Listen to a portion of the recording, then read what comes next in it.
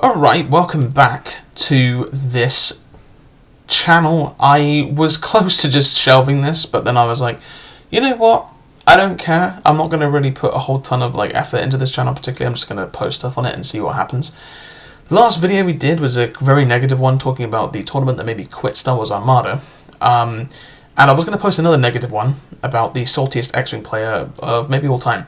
But I decided in between I would post a positive one because I was too negative in the last one, and my other channel is normally pretty positive, my Spook and Hour Media one, so I thought this one should be more positive too. I know people like the sort of, people like the drama ones more, like they get more views, let's be honest. So this one is a 40k one. Warhammer 40k is, you know, obviously fantastic game, and for people who are, you know, working on some miniatures or something. I myself was painting some Chaos Cultists earlier because I've had tons of them sitting in my to-be painted pile for like half a decade at this point, and finally I've soldiered up. It sucks painting this many of them. But I'm soldiering through it. We're almost done. I've got 10 more to do. And but anyway, and so I like listening to these 40k stories or tournament reports and stuff like that. So while I paint. And so I realised that Star Wars Armada really isn't good for that. But 40k is 40k, so this is for you guys. If you want to paint, well, get your paint brushes out, get whatever, and I'm going to be talking about probably the stupidest tournament list I ever made. The title says it all. So yes, this is the tournament that I took 100 Bloodletters to. Blood for the Blood God, my friends. So this was back in 2018, I want to say. During 8th edition, mid-8th edition. It was in Toronto. It was a local tournament, and I wanted to go, and I wanted to compete because I've been playing a lot of 40k. And I didn't really have I didn't have a competitive collection, let alone a competitive list, or a competitive viable list. I was playing pretty much dedicated Khorne demons with World Eaters allies for most of that edition. At the beginning, I switched to mostly Tzeentch demons later, because, you know. But they had a bunch of rules in place in this tournament that kind of made demons unplayable. But we played them anyway. So basically, because for those of you who remember 8th edition, souping was absolutely insane. It was stupid. It was ruining the game, in my opinion, because every single time you ran into the Imperium, the Loyal 32 were there. Every time you ran into Chaos, Ahriman was there for some reason. Every time you ran into, you know, Eldar, there'd just be like Dark Eldar with them, right? Like it was, or Harlequins would be there. Right, like you've never played against pure factions. Every army had a knight in it. It was annoying. So this tournament said to mitigate that, and I asked them to change this purely for Chaos Demons, and they refused. So they said that your warlord, every model in your detachments must share all keywords with your warlord for you to gain the abilities or the command points that detachment would give you. The idea being that if I have Guilliman as my warlord and I have the Loyal 32, well, they don't give me the 5 command points, whatever it is they gave me, and they don't get any of the guard, like Legion traits or anything like that. They're just a bunch of bodies. Because it was supposed to be like, you play a pure faction, like, you know, you're supposed to, or you used to. Now, in theory, I like that. Now, some armies did bite the bullet. Some people brought knights and stuff like that, because it really wasn't a huge thing. They also banned Supreme Command attachments, which was important for this tournament as well, for me, personally. They did ban Supreme Command attachments. There was a maximum of 3 detachments, and it was ITC rules, basically. But, of course, you see the issue with Chaos Demons here, because Chaos Demons can't share keywords because, of course, they have the God keyword. They did not make an allowance for this, which meant that if you wanted to take a detachment of Khorne demons and a detachment of Tzeentch demons, you wouldn't get command points for taking the Tzeentch demons if the warlord was Khorne and vice versa, and you wouldn't gain access to, like, there was a bunch of extra restrictions. I can't remember, this was quite a long time ago, but it's like you wouldn't gain access to the abilities either, like the reroll charges for Khorne, or the thing where you'd roll dice in melee and you could like block attacks with them or whatever for Tzeentch. So and I asked them, I said, hang on, but like demons like are basically unplayable unless you want me to play pure demons, which pure demons of a mono god demons, especially in 8th edition, were terrible. I think Nurgle's the only one that was remotely viable on their own. I mean, maybe Tzeentch was, but like not really. And so they said no, and I said, okay, I was trying to think of compromises here. I was like, what about Be'lakor? I was like, because Be'lakor doesn't have a keyword back then. He didn't have all the god keywords like he does now. He just didn't have one. And so I was like, am I allowed to take him? Because he physically doesn't have the keyword. And they were, oh, because I just wanted psychic powers, basically. And they were like, no. And I was like, okay. And it was either that or Necrons, which my Necrons were A, not tournament legal because they were on the wrong basis because I have the old Necrons. And B, Necrons were like the worst faction in the game in 8th edition, so I was like, you know what, we're just going to meme this, and we are going to take 100 Bloodletters to this tournament. Now, 8th edition was not my edition. It was rough for melee armies. Very rough. I know there was a couple of good melee armies, like Blood Angels were very good for a bit. And towards the end of the edition, things really cleared up, but around this time, like, shooting armies were just everywhere. Guard were broken. Like, Ultramarines were still really good. Drakari had just got their codex recently, so, like, they were absolutely sweeping the meta. It was brutal. And, so, the problems that this list ran into was no shooting, basically. I'll get into what the list breakdown is in a minute, because I do remember it. There was no shooting, basically. There's a couple of models with guns, but it's Khorne demons. The ability to clean enemy screens was pretty bad. For board control, we were great. But the problem was, the way that it worked was, for this tournament, they were using the normal secondaries, the normal primaries, which was First Blood, Slay the Warlord, and Linebreaker. Here's the thing. First Blood is impossible to get with Khorne demons. In one of the practice games I managed to get it because I used skull cannons to blow up a squad of 5 Eldar scouts or rangers or whatever. But other than that, impossible to get. So shooting was all the rage in this edition and I didn't have any. So I was like, you know what? I submitted the list. All of this was on Best Coast pairings. So you couldn't. I don't know how good the records are, but you could probably trawl through it to find this. It was one of the Hogtown 40k tournaments from 2018 in like November, I think. Anyway, so I submitted the list, and the list consisted of, I think, 2 battalions and a patrol. And we had a Bloodthirster. I do not remember which one. I think it was Wrath of Khorne, which is the one that could breathe fire and its weapon skill didn't degrade.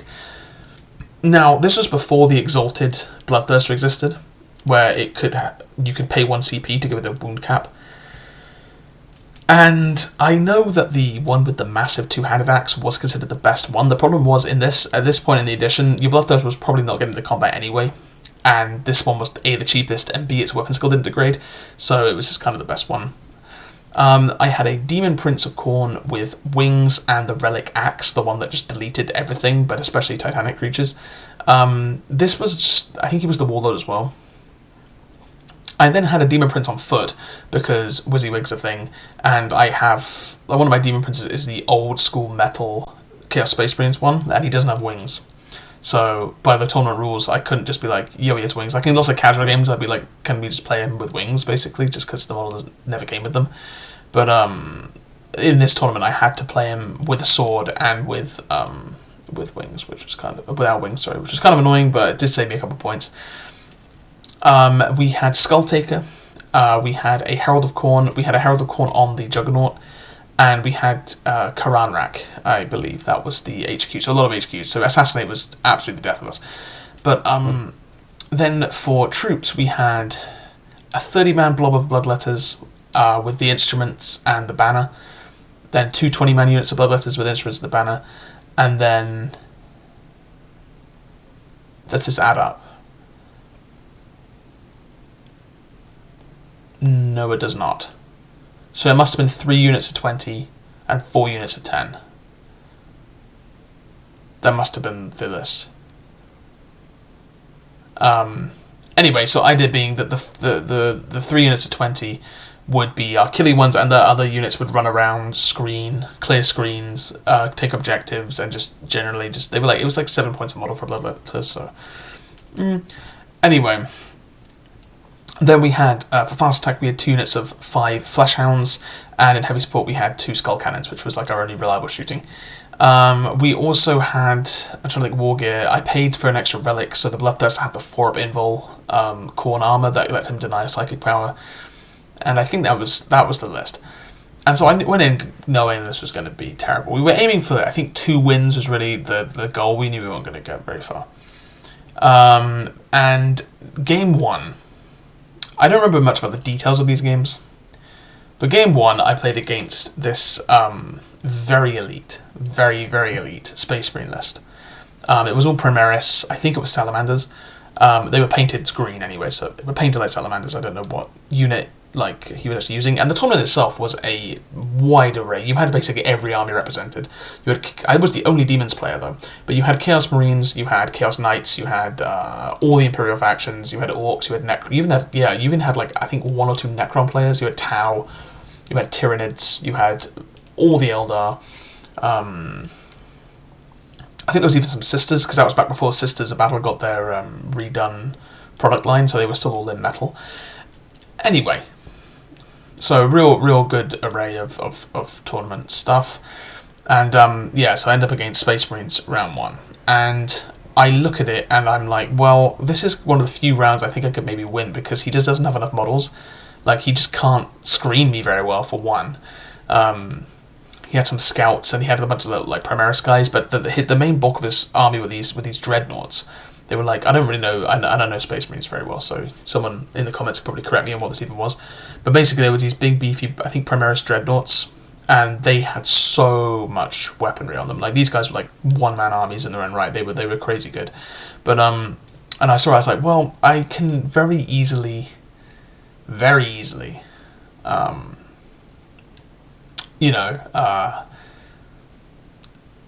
like, he can't screen me out, and I'm going to dominate on the board control, just by virtue of the fact that I have so many models compared to him, right? And so we deployed, and he sort of casted his guys up, like everyone was casting back then, and I put a ton of guys in reserve. Like, I was starting the game with no command points, basically. I was just paying that stratagem, because demons couldn't just deep strike in 8th. You had to pay points to deep strike them, which was really, really annoying. But anyway, and so I just put everyone else on the start line, basically. I put some Bloodletters around on my objectives just to, like, sort of squat on them and hide out of line of sight. And then everybody else just sort of was on the start line. The skull cannons were on home objectives to try and shoot. And we just bum rushed forwards and just hoped that we had enough demons to overwhelm the defenders of mankind. And thankfully we did. I don't remember much about this game. I remember my Bloodthirster got turned to pace on, like, round 1. But he was kind of a distraction card effects anyway. He was about 230 points back then, which was quite a lot, really. The Demon Princes were where the real brunt of the force's, like, heavy hitting was. And Bloodletters themselves were nasty. With a Herald, they were hitting at strength 6 the time they charged, with AP -3. On a unmodified wound roll of 6, they were getting 2 damage a pop. And they hit on 2s, providing there was 20 or more of them in a unit. And if Skulltake was around, they hit on 2s regardless. So these guys were beefed up. So they were Marine killers. Like, they would kill Marines, they would kill Guardsmen too, because they were wounding them on 2s if they had a Herald. And they could even hurt, like, a lot of tanks, because they were hitting at strength 6. So they were quite nasty. But it was just getting them into combat was a thing. You had the banner for the 3d6 charge and reroll charges if you were within range of a corn character. So yeah, I managed to just squeak a win in round 1 against them, and it was purely by just weight of numbers. He just didn't have the bodies to contest just the horde of demons. It was cool. It was a cool cinematic game, I guess, because you just have this jungle being overrun by just horde after horde of corn demons, and these very outnumbered Space Marines sort of giving their last stand, which is sort of why a lot of people play 40k. It's just stuff like that.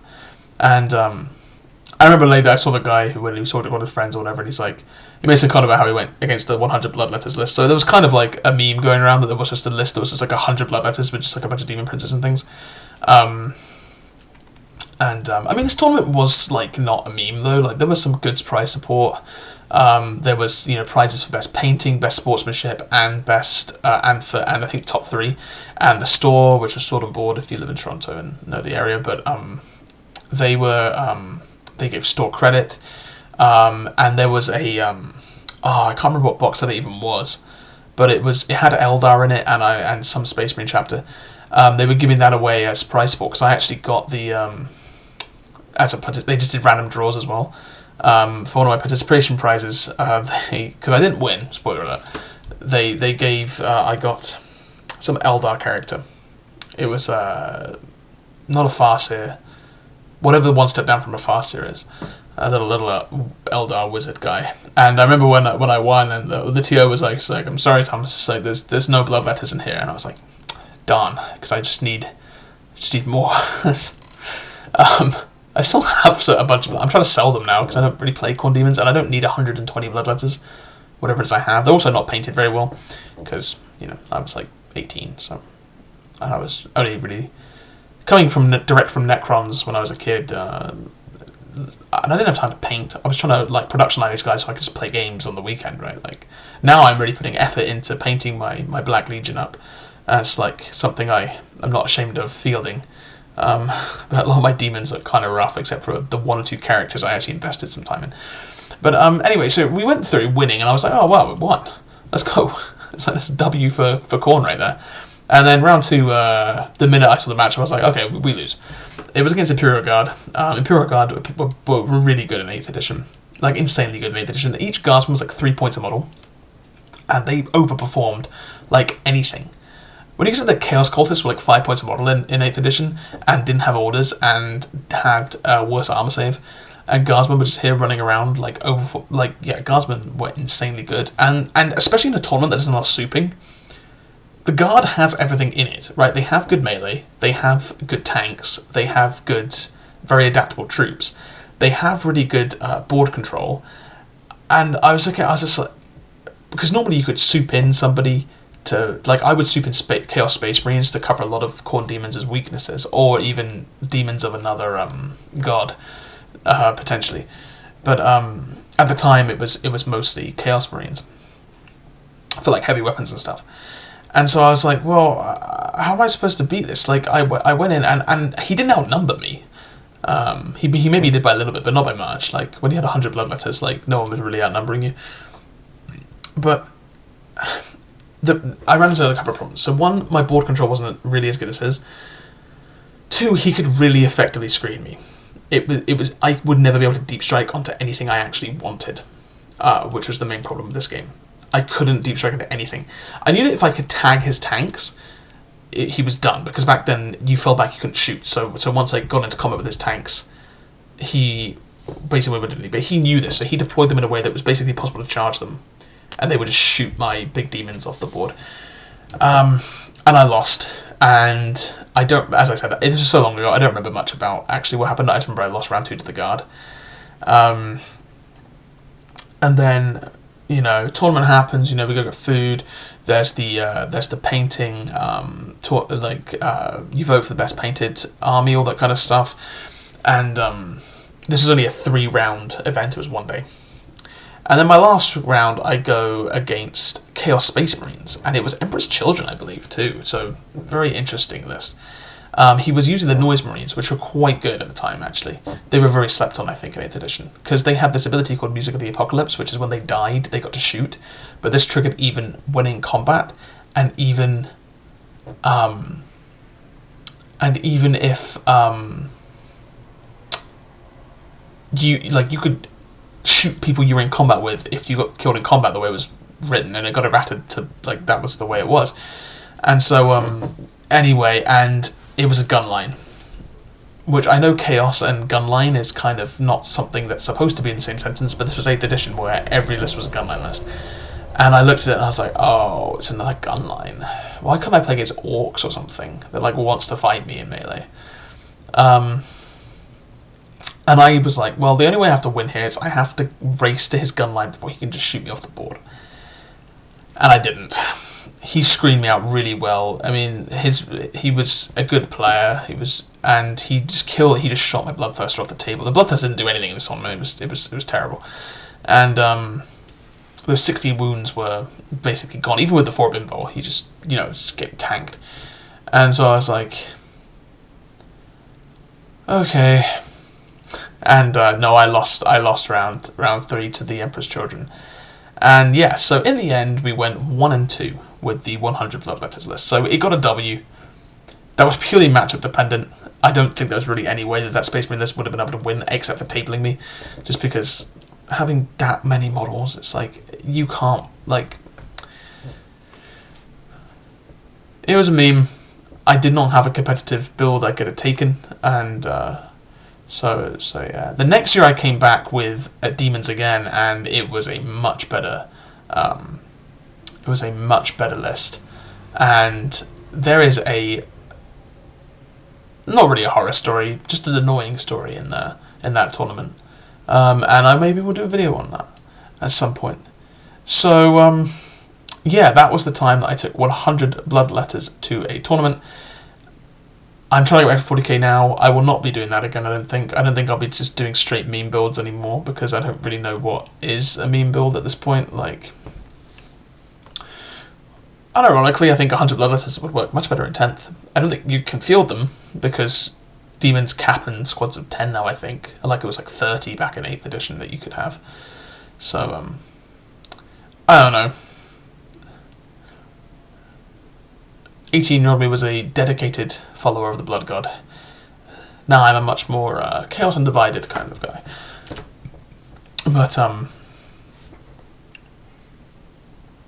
yeah, if you like this video, make sure you subscribe and like. This is my side channel. If you want to check out my main channel, Spooking Hour Media, I'll post a link to it.